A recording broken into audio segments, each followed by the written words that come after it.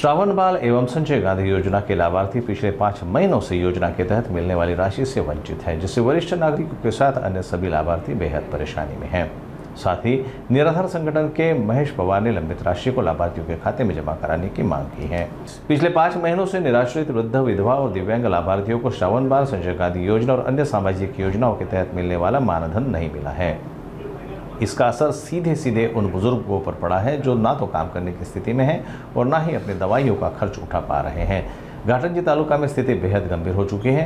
साथ ही निराधार संगठन के मुख्य संयोजक महेश पवार के नेतृत्व में इस संबंध में तहसीलदार के माध्यम से मुख्यमंत्री को ज्ञापन सौंपा गया, जिसमें योजनाओं के तहत लंबित राशि को तत्काल प्रभाव से जारी करने की मांग की गई। ज्येष्ठ नागरिक, अपंग, विधवा या सर्वांचं मानधन जे निराधार आहे पेमेंट हे गेल्या 5 महिन्यापासून थांबलेलं आहे आणि डायरेक्ट त्यांच्या खात्यामध्ये पैसे जाणारा या प्रोसेसला वेळ लागत आहे।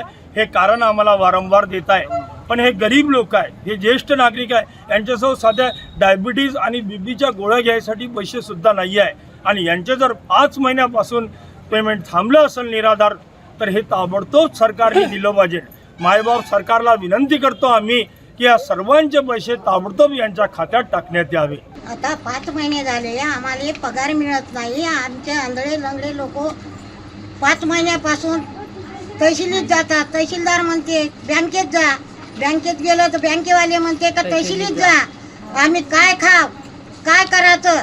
आम्ही आंधळे लंगडे लोकांना आम्हाला सरकारशिवाय देणारं कोण आहे ते हे दिलंच पाहिजे।